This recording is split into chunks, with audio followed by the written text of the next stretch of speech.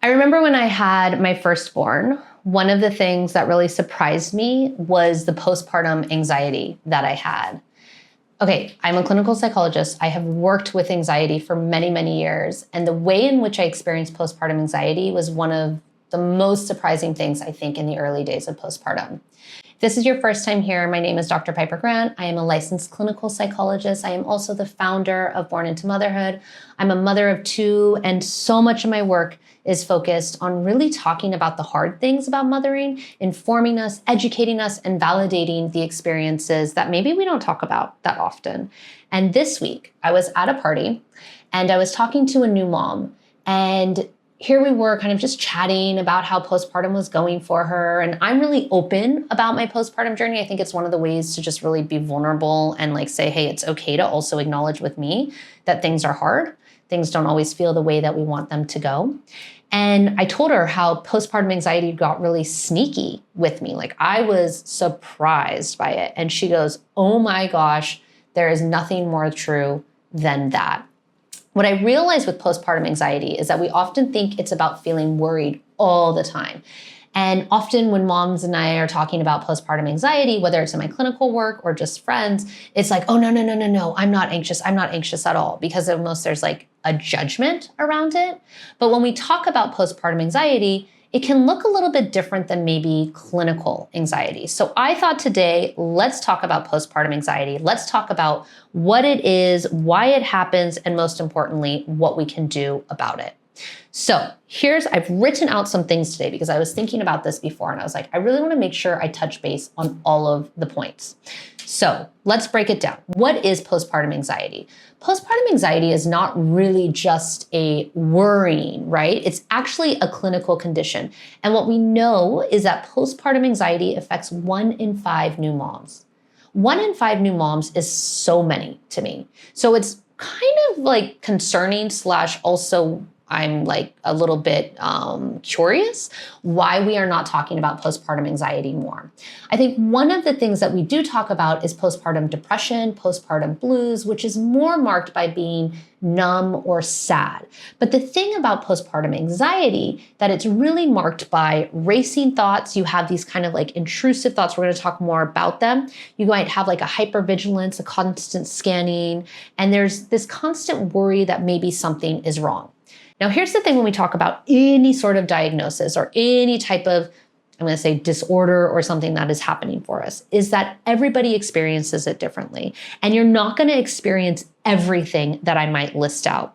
But what I want you to know is that postpartum anxiety is not only common, but there's actually also some reasons why we experience postpartum anxiety. It's really due to things such as our hormonal shifting, there's neurological changes, and we're actually built to have a little bit of worry within us for our little ones. It's actually a function to protect our babies, to help us be better mothers. It's just kind of when it goes overdrive or out of control that we start experiencing this. So how does postpartum anxiety actually show up? This little sneaky thing. First and foremost, we have intrusive thoughts. Potentially, you have intrusive thoughts. These intrusive thoughts, I'm going to tell you guys, like when I had postpartum anxiety, my intrusive thoughts were super visual. Moms will talk about like it being very graphic. I'm a visual person, and you might have intrusive thoughts or these really like worrying thoughts about, oh my gosh, what if I'm going to drop the baby? What if the baby rolls over? What if I drop the baby while I'm crossing the road and then somebody runs over them? I hate to say it like that, but that's literally what would happen. In my brain, that's how they were. And I could visually see the whole thing playing out. And not only that, then my body would experience all of the symptoms as if that was happening. So I'd feel the panic, the racing thoughts, right? And so all of these thoughts are racing through my brain every single time. Maybe I just want to like walk and go get a coffee.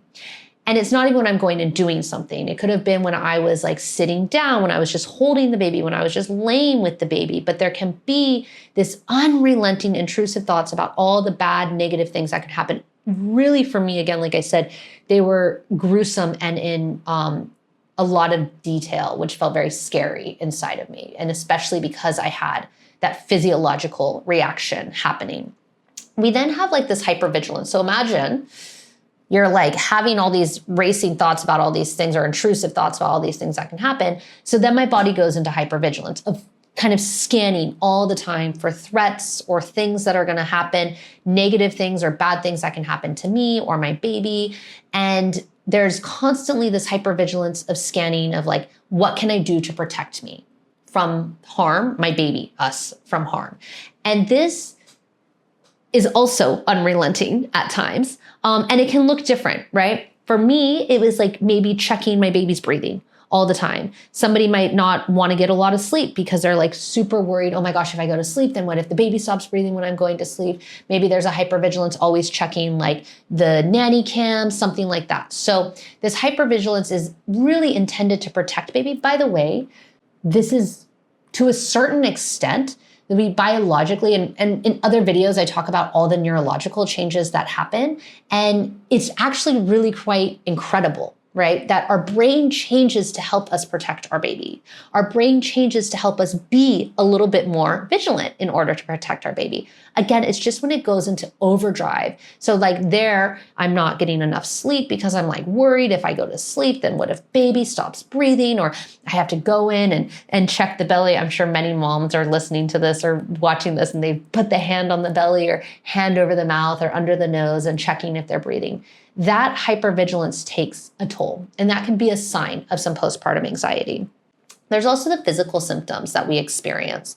So I mentioned before, I would also get kind of all these physical symptoms in response to the intrusive thoughts, but you might have them separate of that, such as the racing heart, the sweaty palms, the shortness of breath, the dizziness, the nausea.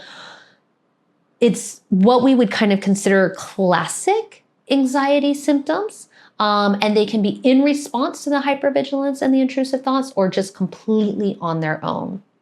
One of the things that I see really come up for postpartum moms that might be a little bit different than our classic anxiety is that postpartum moms also experience a need for control and or perfectionism.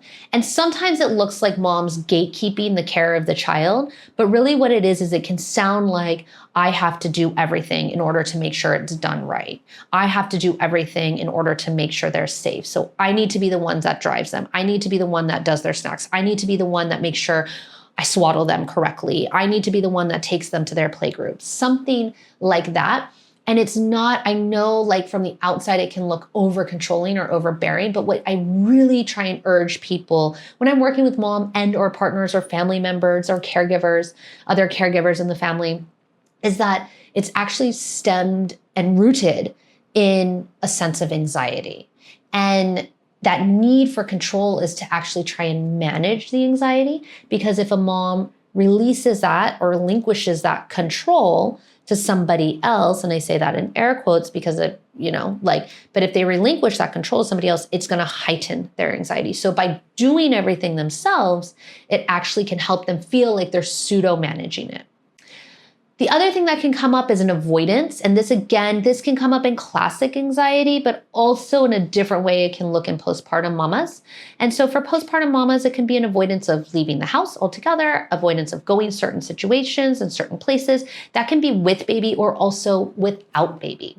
My postpartum anxiety, I became a lot more avoidant of social situations, which I think is really interesting because I'm actually a really social person and I love to talk to people. I love talking with people and interacting with people, and I kind of get fueled from that. And so that's actually when I very first noticed my postpartum anxiety. It should have been the intrusive thoughts, but it wasn't, is that when I go out to social situations on my own without baby and I was not having worry about baby's safety at home, I was more feeling uncomfortable in my body in these social situations. And it was bringing up all the physical symptoms of having anxiety. And I would notice the physical symptoms and then I would cue into my body and be like, what's going on right now? And I realized I was having, for me, what was the first time in my life, a social anxiety. It's beautiful now as I have such a deep understanding about all the things that are changing in terms of our identity when we become a mom, and both neurologically, physiologically, spiritually, emotionally. And so while I was in that transition, I was also trying to figure out how is it for me to be in interaction with people. And yet that discomfort brought up a social anxiety for me. And I remember telling a friend of mine, I was just like, I feel so uncomfortable. I feel so anxious here. And it took me a little while to get through that. It was wonderful that I had friends around me though, that I could tell them I'm like uncomfortable in my body right now. I'm just feeling a little anxious. I got to go, or I got to take some time. But that was new for me, especially as somebody who hadn't really experienced anxiety before. I'd really worked with a lot of anxiety, but I typically could manage any sort of anxiety that would come up for me. And then lastly, the way that postpartum anxiety really can surface is in sleep struggles. So because there's like potentially these racing thoughts, intrusive thoughts, physical symptoms, whatever it is, and all of them or only one of them, it can be really difficult to sleep. And as we know, lack of sleep also brings in like a whole negative cycle and circle of things.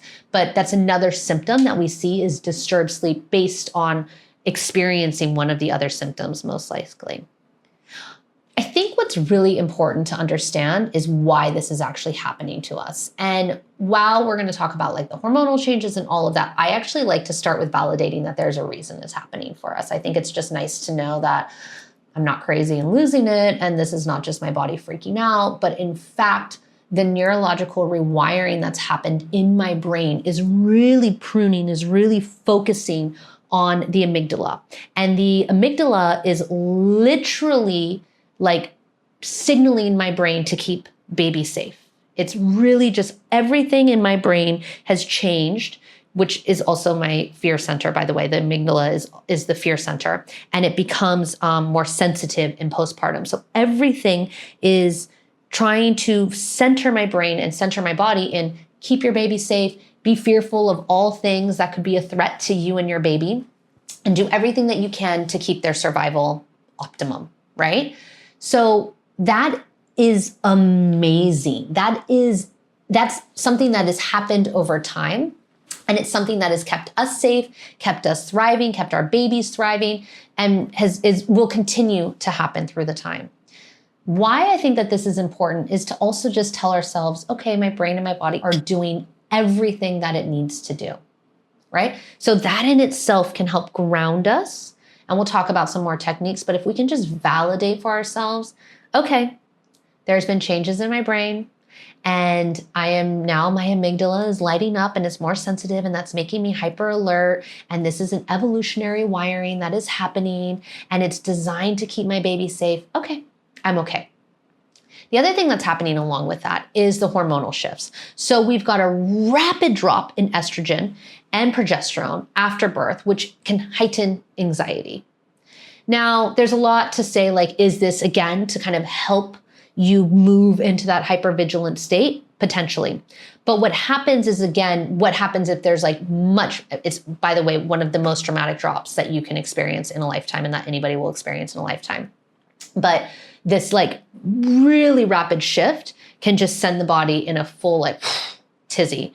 So the brain is saying one thing, we have all this evolutionary wiring, then we have this hormonal stuff happening, and then we have on top of that a lack of sleep and sleep deprivation. And again, when we have lack of sleep and a sleep deprivation, we have dumps of cortisol, which is our stress hormone. We are not as clear in our brain. We are feeling much more fatigued in our decision making. And all of this contributes to the body going in kind of what I want to like simplify is like a little bit of a hyperdrive, an overdrive of like, we've got to keep baby safe. We've got to keep baby safe. So what do we do about this? I think that this is like what we are really like trying to figure out, right? How do we help ourselves to be more grounded and regulated so that we can help baby just feel safer and more calm as well? Recognize it's just you.